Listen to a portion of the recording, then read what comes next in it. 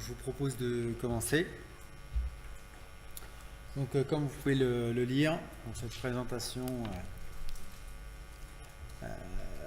a la prétention d'essayer de vous aider à comprendre un peu mieux tout ce que on entend par les XDD. Et donc, vous allez partir à la recherche de DD. Alors, je suis Cyril Tardieu, je suis senior consultant test et agilité chez ACP Qualif. Et j'accompagne à la fois les petites entreprises comme les startups vers plus d'agilité et également les grands groupes dans leur transformation agile et surtout une approche de l'agilité par les tests. Et je vous propose un petit retour en arrière. Je t'explique, Patrice. C'est le jeu de loi et un jeu de loi à gratter. Tu joues avec des dés. Ah bah oui. Il y a du suspense. Et qui c'est Dédé? Ah, des dés, des dés. Comme au jeu de loi. Tu grattes des dés. Et pourquoi j'irais gratter Dédé? Pourquoi? Mais pour le suspense 100 000 francs gagnés, tête de cochon. Bon, bah, fallait le dire tout de suite. Il est où ce Dédé? Dédé! Il est où? Dédé! Jeu de loi, ça rend plume. Bien. Bon alors, je ne sais pas si tout le monde connaissait cette publicité. Elle date de 2002, donc elle n'est pas toute jeune. Mais ça va nous servir un petit peu de fil conducteur humoristique pour cette présentation. Tout d'abord, je voudrais savoir si dans l'audience, qui se considère comme un testeur au sens testeur, test manager, test coordinateur, peu importe. Levez la main. D'accord. Qui est-ce qui se considère plus comme un codeur, un développeur, quelqu'un qui produit du logiciel? D'accord. Et qui se considère plus comme un organisateur, un chef de projet, un directeur de projet, ce genre de choses? Ah, ils sont en minorité, mais ils sont là, c'est super. Ok, très bien. Merci. Comme ça, je vais adapter un petit peu. Donc, qui est ce fameux DD que Patrick est parti gratter? Donc, je pense que vous avez tous déjà entendu parler un peu de tous ces DD. Alors, il y a le DDD, le BDD, le TDD, la TDD. Il y a même le CDD. Ça, on verra aussi de quoi on parle. Bon, il y a le CDC, on triche un peu là, mais c'est important aussi. Et on va aller chercher où se cachent tous ces DD, tous ensemble. Et tout commence, bien entendu, par une pyramide. Alors non, pas la pyramide des Égyptiens, bien sûr. Je vous parle, bien sûr, de la pyramide des tests automatisés. Alors, un petit rappel rapide sur la pyramide des tests automatisés. Donc, on a une base, on parle de tests unitaires. On considère que c'est là où il doit y avoir le plus de tests. Puis après, on doit faire un petit peu moins de tests fonctionnels, puis encore moins de tests d'intégration, puis encore moins de tests de bon mou, et un tout petit peu de tests d'IHM. Et là, je parle de tests automatisés, bien entendu. Et le sens de cette pyramide, pour l'expliquer de manière caricaturale et assez rapide, c'est que plus on teste en bas de la pyramide, plus on a un retour rapide pour une correction. D'accord ? Mais, et aussi, plus on teste en haut, plus le coût du test va être élevé. Et moins il sera, surtout les tests seront fiables. On a plus de chances d'avoir des faux positifs. Je ne sais pas si ce terme vous est familier. C'est-à-dire que l'erreur ne provient pas du logiciel, mais l'erreur provient du test en lui-même. D'accord ? Des problèmes de données qui ne sont pas synchronisés, ce genre de choses. Et voilà un peu, grosso modo, cette pyramide. Et cette pyramide va nous servir aussi de fil conducteur tout au long de cette présentation, puisqu'on va savoir dans quel étage de la pyramide se cache DD. Alors, notre tout premier, est-ce que ça marche déjà? Yes. Le tout premier, c'est le DDD, le Domain Driven Design. Donc là, on parle de conception pilotée par le domaine. Alors, qui a entendu parler du DDD? J'en ai 1, 2, 3 personnes. D'accord. Donc, qu'est-ce que le DDD? En fait, à l'origine, donc c'est Eric Evans qui a sorti un livre qu'on appelle le Blue Book. Et c'est un livre qui se mérite, qui est très très dur à lire, mais qui cherche à faire en sorte de remettre la logique métier au cœur du code. En gros, il faut que le code redevienne lisible par les gens du métier.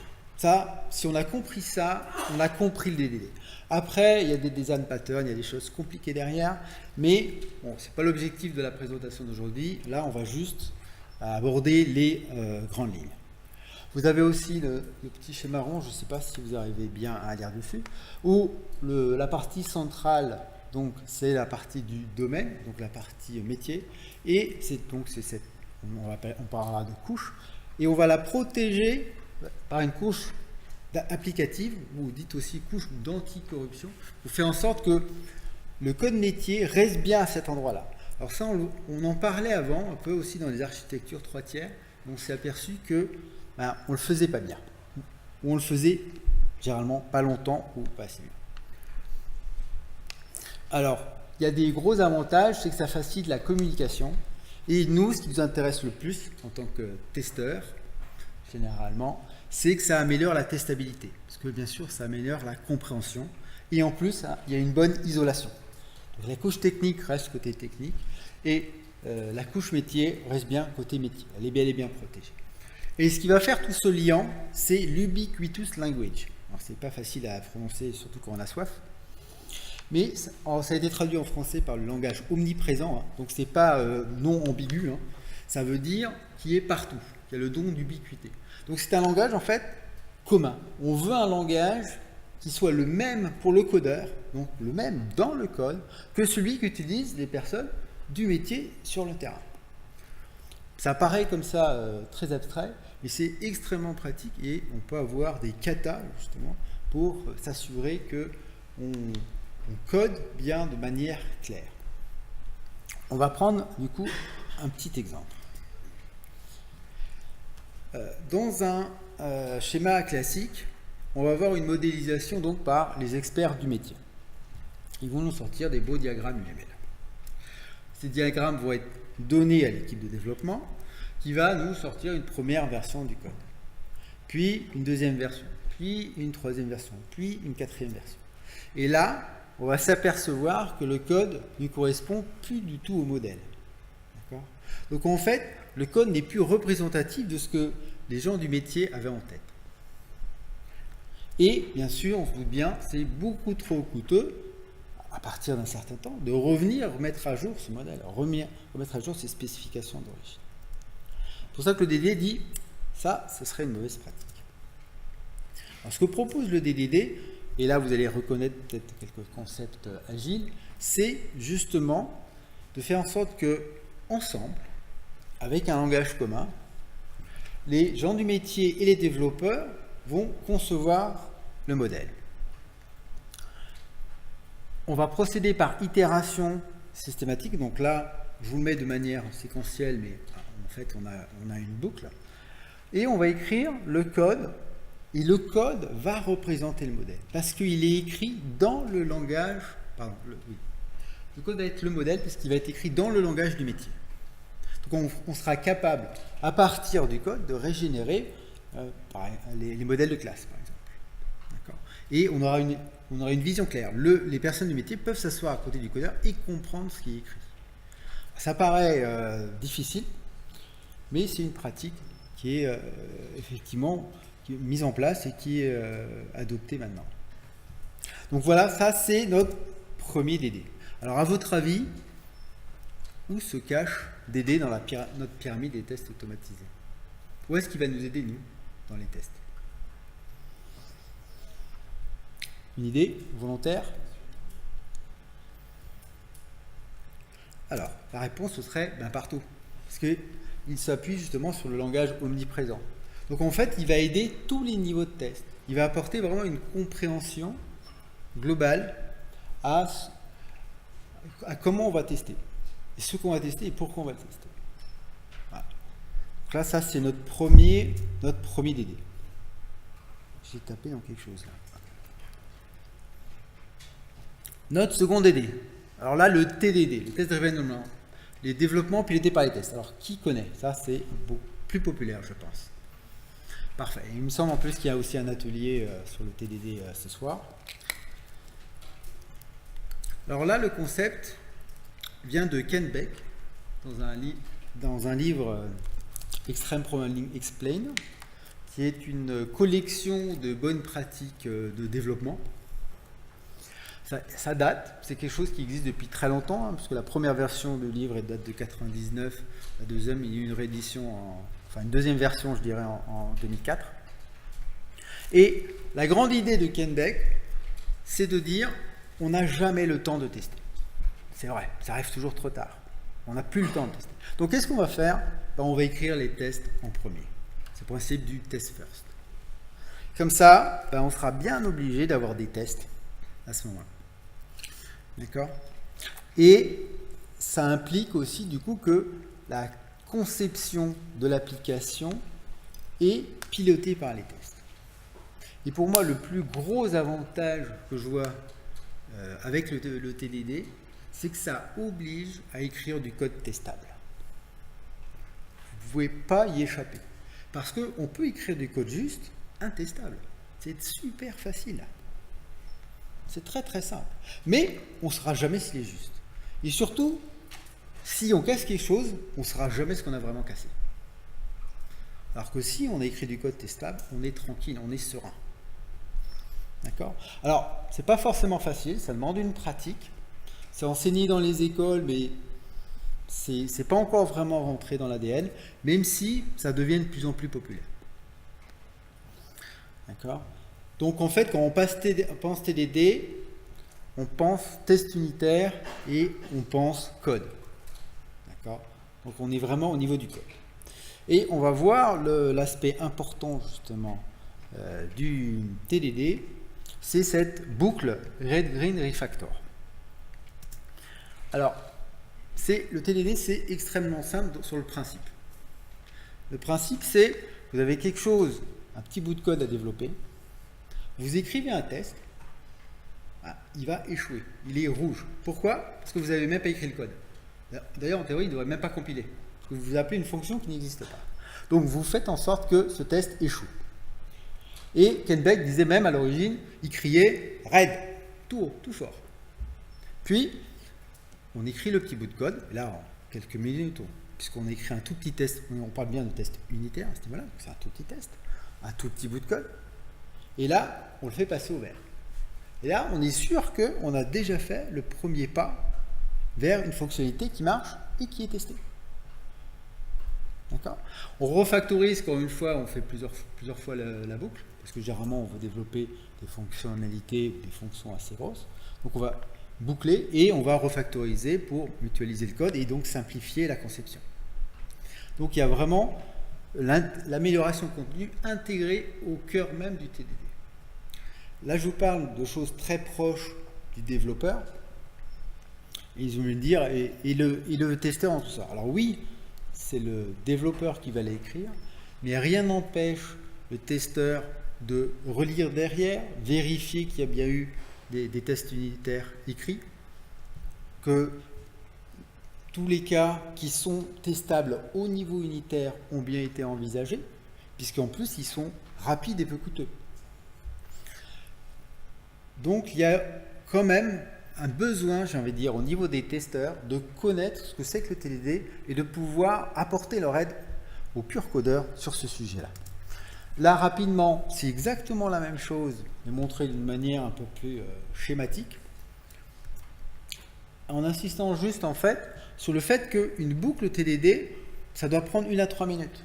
Et vous avez un test vert. Et vous pouvez tout de suite pousser à l'intégration. Voilà, c'est vraiment le principe du TDD. Donc, la facile. Il est où DD? Il est où? Les tests unitaires. Parfait. Exactement. Là, on parle uniquement de tests unitaires. Et ça, des outils comme JUnit, tous les XUnit que vous avez, quel que soit le langage, vous avez un framework de tests unitaires de nos jours. Donc, aucune excuse pour ne pas faire de tests unitaires.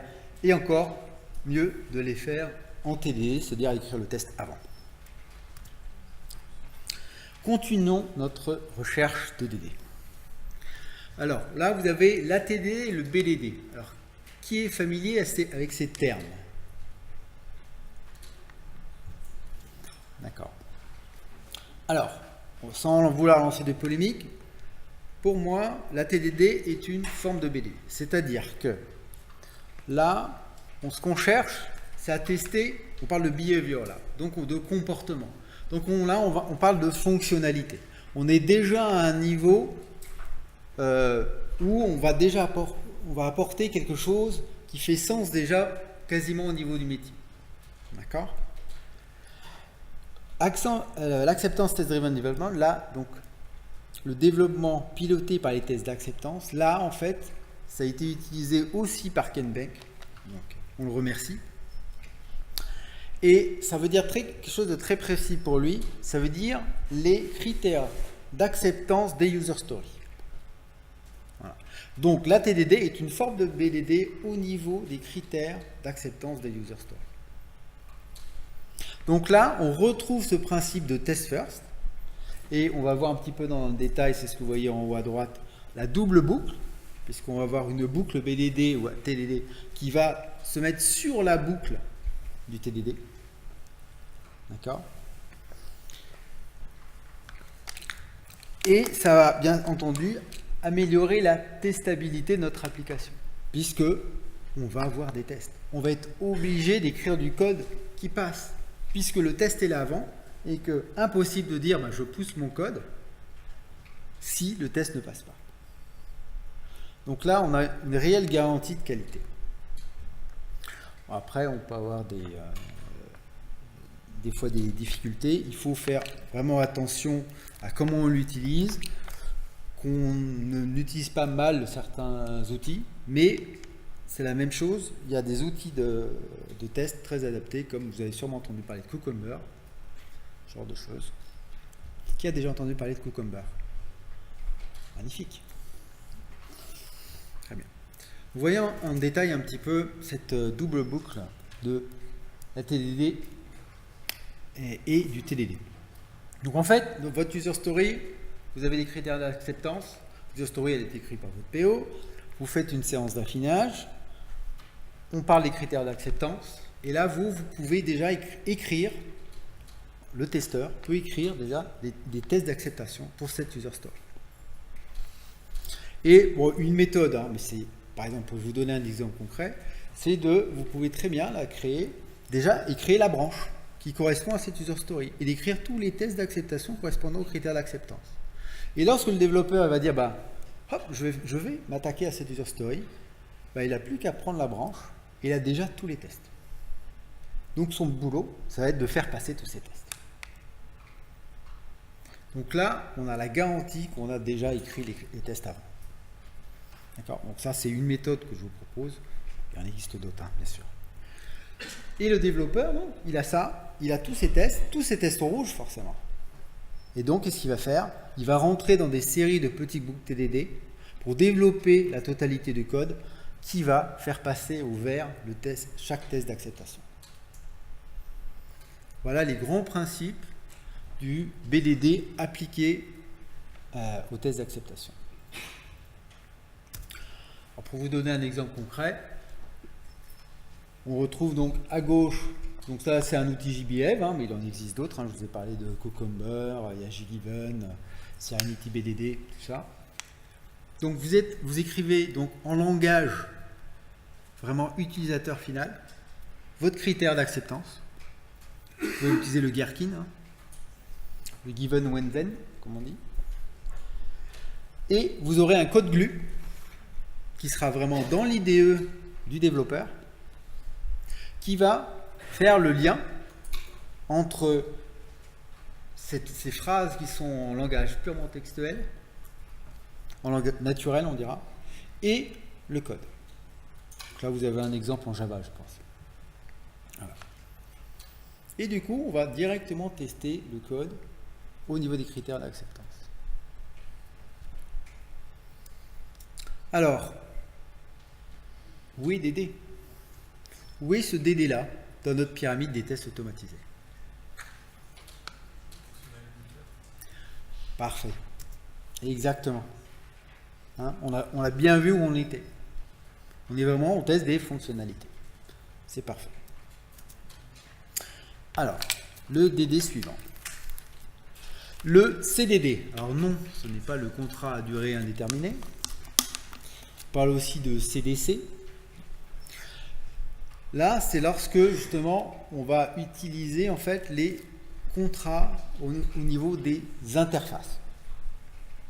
C'est aussi quelque chose où on a toujours un peu de mal à tester. C'est tout ce qui est communication entre les applications. Ça va vraiment s'appliquer sur tout ce qui est web service, par exemple. Je pense que c'est ce qui sera le plus parlant pour tout le monde. Dès qu'il y a un flux de communication, que ce soit du REST, du SOAP, peu importe. D'accord ? Et là, le principe, c'est on va faire en sorte que nous, fournisseurs d'un service, on va demander à notre consommateur de nous dire, mais qu'est-ce que tu veux ? Donne-moi le contrat de ce que comment tu vas utiliser mon web service. Et ça, je vais pouvoir l'intégrer avec des outils automatisés comme Pact, par exemple. Je vous montrerai un petit schéma juste après sur Pact, pour s'assurer que lorsque je vais développer ce web service, par exemple, il va bien correspondre à vos attentes. Et surtout, que lorsque je vais modifier mon web service, parce que j'ai un deuxième consommateur qui va vouloir l'appeler aussi, qui va lui me demander de l'utiliser légèrement, de manière légèrement différemment. Et à ce moment-là, il faut que je m'assure que je n'ai pas rompu ce premier contrat avec vous. Donc là, ça va être, il va y avoir une très grande force, qu'on va vraiment avoir une très bonne visibilité sur l'impact que j'ai sur mes consommateurs au niveau de mon web service. Alors, donc pour vous donner un exemple avec l'outil Pact, donc là vous reconnaissez donc mon consommateur, mon client on va dire, utilise l'outil alors comme un bouchon là pour construire le contrat. En fait, l'outil va vous générer automatiquement le contrat, mais le consommateur, lui, ce qu'il va devoir faire, c'est dire voilà, moi je vais t'appeler de cette manière, je vais t'envoyer ce fichier de demande et je m'attends en retour tel fichier avec tel format et tel type de données. D'accord ? Voilà. Et l'outil va générer un contrat. Et ce contrat, on le donne au fournisseur, le provider. Et à ce moment-là, lui, il va utiliser l'outil comme un pilote de test. C'est-à-dire que le Pact va utiliser le contrat pour appeler le provider comme l'aurait fait le consommateur. Donc ça vous fait une batterie de tests. Hein. Il y a des jeux de données avec ça. Ce qui est le gros avantage, donc, c'est ce que je disais, c'est que lorsque vous allez avoir des dizaines de consommateurs en face qui utilisent votre même service, tous un peu de manière légèrement différente, lorsque vous allez rajouter un nouveau client, modifier quelque chose, etc., vous aurez la possibilité de tester, de vérifier que vous n'avez rien cassé par rapport à tous les autres consommateurs. Et ça, c'est des problèmes qu'on rencontre assez souvent parce que c'est très difficile de tester. On se retrouve souvent à tester manuellement ce genre de choses avec des outils comme SoapUI, même si SoapUI est un très bon outil d'automatisation sur certaines choses. Mais là, on a vraiment une intégration au niveau du contrat. Alors vous allez me dire, oui, mais ça s'installe au niveau de l'entreprise ou mes clients externes, je ne peux pas leur faire. C'est une des difficultés de cette approche-là. C'est vrai. Mais lorsque c'est, par exemple, au sein de votre propre entreprise, c'est quelque chose que vous pouvez déployer vous. Il faut se mettre d'accord avec les autres ou votre bus entreprise. Mais c'est quand même quelque chose de très important parce que ça va vraiment apporter de la fiabilité dans tous vos tests au niveau des interfaces. Alors maintenant, où se trouve donc ce DD-là ? J'avais donné un petit indice. Il est moins facile celui-là. Je n'entends pas. Non. Intégration, effectivement. On est au niveau de l'intégration. Là, on parle d'interface. on a deux applis qui communiquent entre elles. D'accord?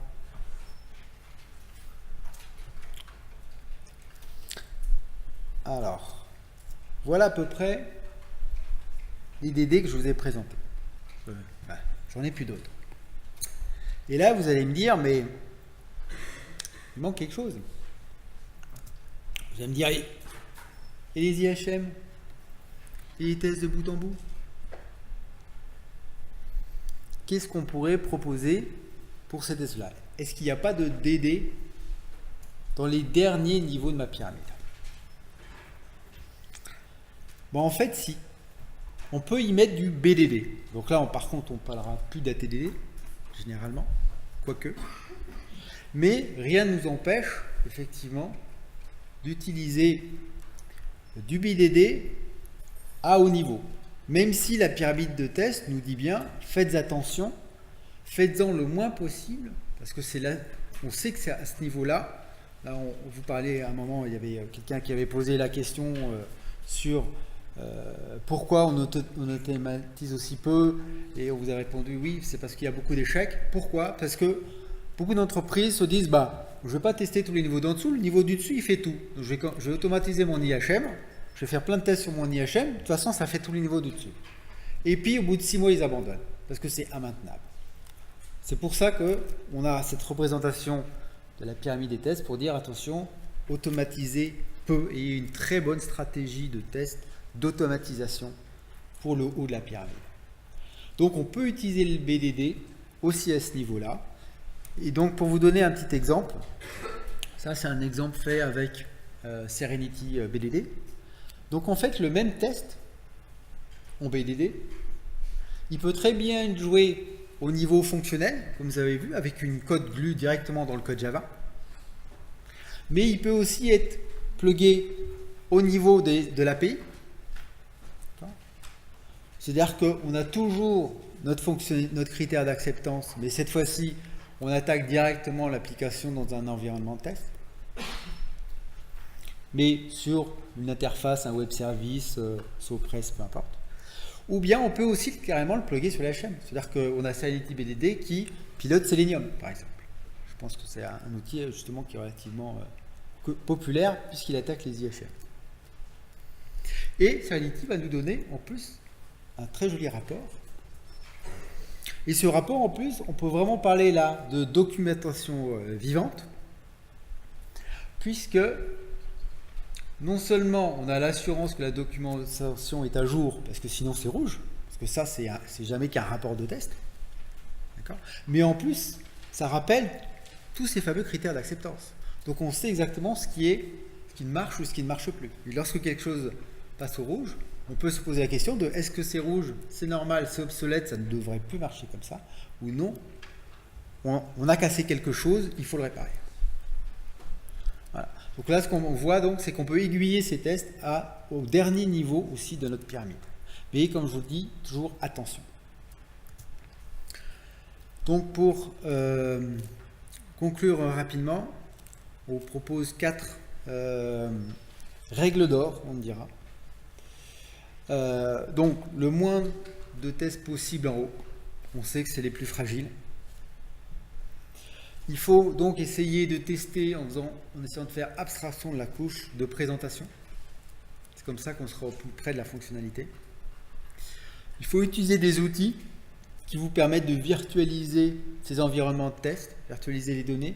Donc vous avez une présentation de Docker juste après celle-ci, qui pourra répondre sûrement à des questions plus pointues. Mais par contre aussi, dernière chose, surtout ne pas oublier les tests manuels. Parce que la pyramide des tests automatisés, c'est automatisé. Mais ça ne veut pas dire qu'il ne faut pas faire de tests manuels. D'accord? Y compris en agile. Et puis là, donc, vous avez votre boîte à outils, avec de très nombreux outils. Vous avez des ateliers en bas qui vont vous présenter, vous permettre de pratiquer dans ces différents outils. La difficulté, c'est qu'il faut sélectionner le bon outil et bien l'utiliser. C'est facile de mal utiliser un outil ou de voir tout selon le prix de l'outil. Comme on dit, quand on a un marteau, on voit tout sous la forme de clous. On n'a qu'une envie, c'est l'enfoncer. Donc il faut faire attention un peu à comment on utilise ces outils qui vraiment facilitent les choses et permettent d'accélérer les tests. Et je vous remercie beaucoup maintenant que on a trouvé où se cachaient des dés. Est-ce que vous auriez des questions? Là, j'ai tenu en 30 minutes. Bravo. Pile poil. Donc, merci.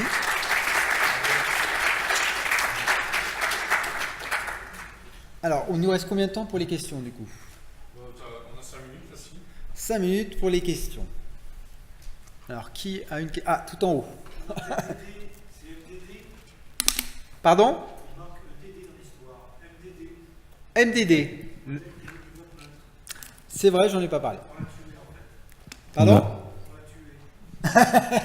On a tué Dédé. Voilà. Effectivement, il n'y a pas le MDD. Ah, mais il faut en garder pour l'année prochaine. Ou Exactement. on se retrouve tous les 2 mois entre midi et 2, n'oubliez pas. Une autre question? Non. Une petite question? Une grosse? Bon, bah, t'as été clair. Bravo. C'est parfait. J'étais tellement clair, pas de question. Je vous remercie beaucoup. Merci.